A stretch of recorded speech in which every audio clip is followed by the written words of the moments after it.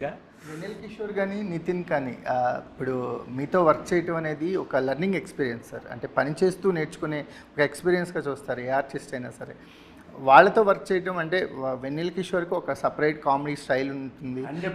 ఇప్పుడు కాంటెంపరీగా అతను ఆ జోనర్లో చాలా లీడ్ పొజిషన్లో ఉన్నారు. మీ కాంబినేషన్ సీన్స్ లేకపోతే నితిన్తో మీ కెమిస్ట్రీ చెప్పండి సార్. మీ ముగ్గురి మీద మాకు చెప్తాను అబ్బాయి. నితిన్, వెన్నెల కిషోర్, నేను, Sreeleela, they are the characters. ఒక సైడు లీడ్ క్యారెక్టర్స్. ఈ నాలుగు ఏమండి, నాలుగు పిల్లర్స్ కింద ఉండే క్యారెక్టర్స్. అది సీన్ చదువుతుంటే అందరం వినగానే మాకు అనిపించేది.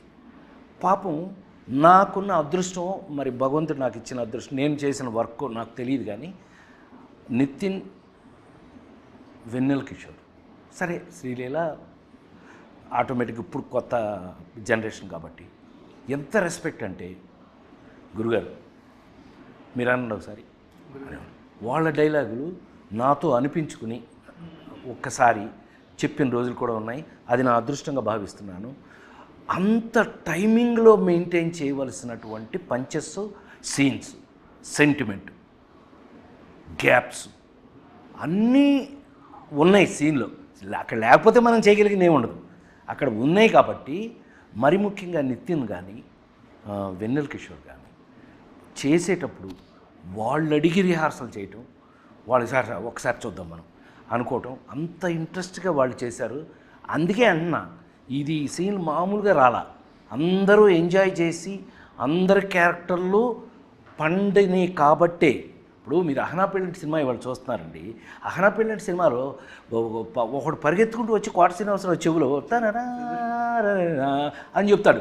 గాడిది గుడి 2 సీన్ల చెవులో చెప్తాడు. ఆడు కూడా గుర్తుంటాడు మీకు. ఒక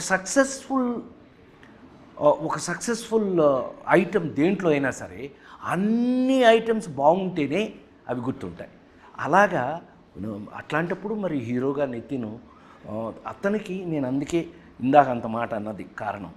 హీరోగా అతనికి అతనికి ఈ సినిమాకు ముందు, ఈ సినిమా తర్వాత ఆ తేడాని ఈ క్యారెక్టర్ వల్ల, రాబిన్ హుడ్ క్యారెక్టర్ వల్ల అతను చూస్తాడు, మీరు చూస్తారు. మీరు రేపు అతను ఈ సక్సెస్ అతను ఎంజాయ్ చేస్తారు. ఎలా ఉండేది సార్ సెట్? ఇలాగే ఉండేదా నలుగురితో? అసలు చాలా నేను ఫస్ట్ కంగారు పడ్డానండి. అసలు అంటే అమ్మో సార్ అసలు ఇప్పటి నుంచి మనం చూస్తున్న ఎప్పుడో జనరేషన్ యాక్టరు అసలు ఎలా ఉంటారు ఏంటి అని అనుకున్నా. కానీ ఫస్ట్ ఈయనే వచ్చి సెట్లు ఈజప్ చేస్తారు. రాడు అబ్బాయి ఏంటి ఈరోజు ఏంటి పెద్ద ఏంటి పెట్టి డైరెక్టర్ షాట్ పెట్టాడా లేదా మనం పెట్టేద్దాం ఈ టైప్లో అనేసరికి అసలు కంగారుగా ఉండేది అనుకునేవాడిని. Total entertaining.